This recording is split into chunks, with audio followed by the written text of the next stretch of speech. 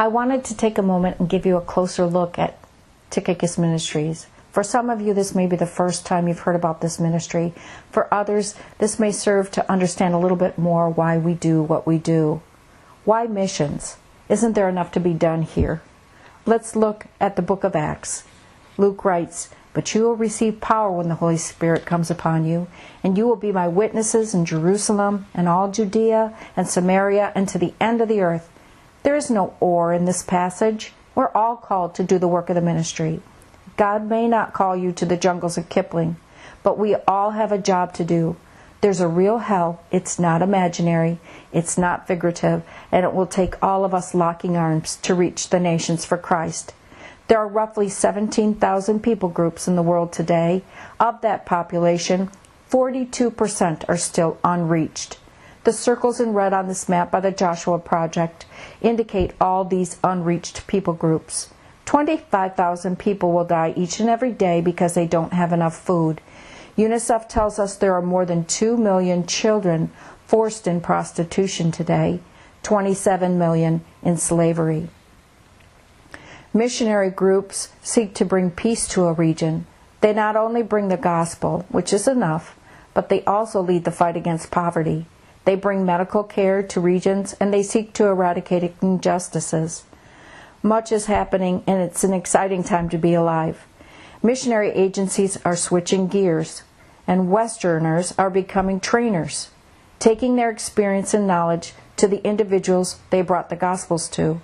They are training Latino nationals to go into the 1040 window, breaking down barriers with their music and soccer. Filipino Missionary Association are training women in missions, sending them to be nannies, housekeepers, speaking to women and children in areas we could never get into. In Africa, the missionaries are working toward the 50-15 movement to mobilize 50,000 people in 15 years. The Chinese are 100,000 back to Jerusalem, training tent-making kingdom workers. Their focus, to make disciples of men. The largest group is the 414 window movement.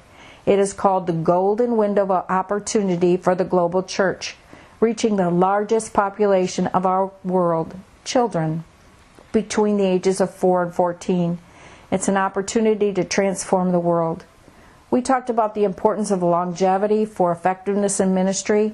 Studies have shown that children's emotional well-being is one of the most common reasons missionaries will leave the field prematurely, and it is preventable. No one talks about what they lost in an airplane ride. They need time to process their experiences in a safe environment so the whole family is safe for the long haul. This is where we come in. We serve the missionary in a tangible way. We talk about the challenges of being a missionary kid.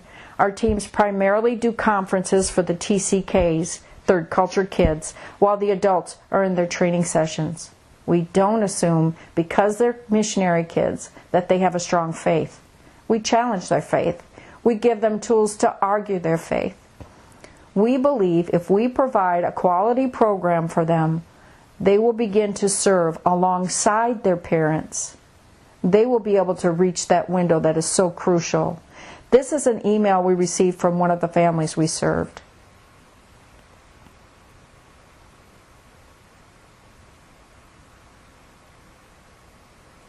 We have kids that come into these conferences just ready to have someone breathe life into them.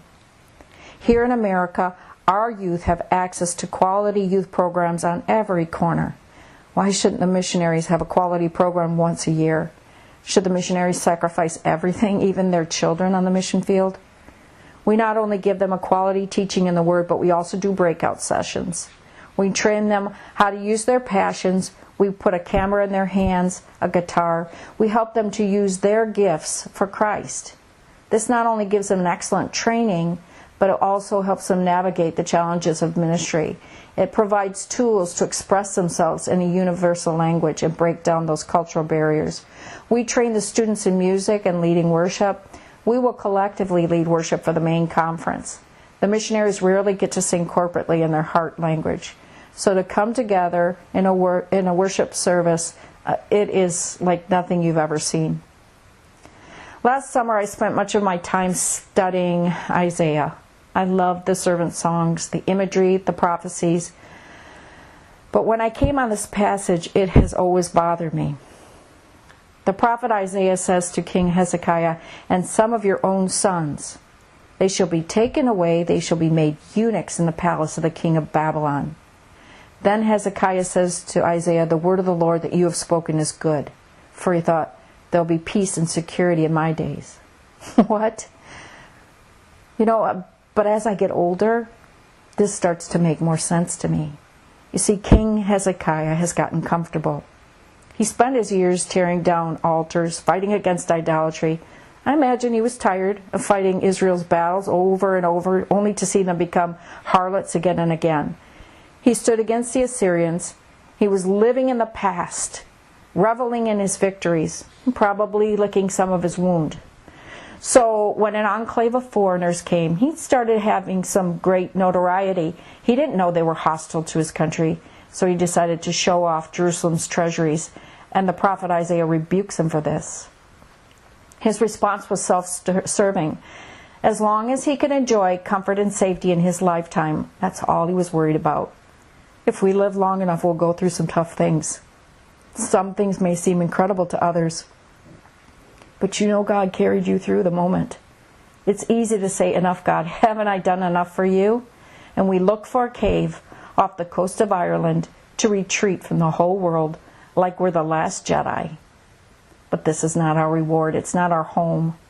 Like John the Baptist, our heart needs to resoundingly say, "He must increase, but I must decrease."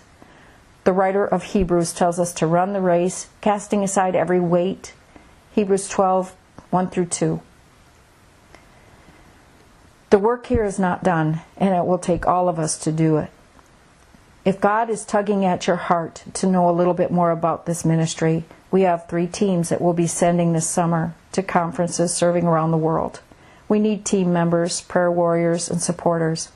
We need people that will use their gifts, experiences, talents to train and mentor the TCKs. If you're a videographer, artist, dancer, singer, musician, tech guy, counselor, youth minister, or you would like to rock a baby in your arms, we're looking for volunteers. Thank you for your time.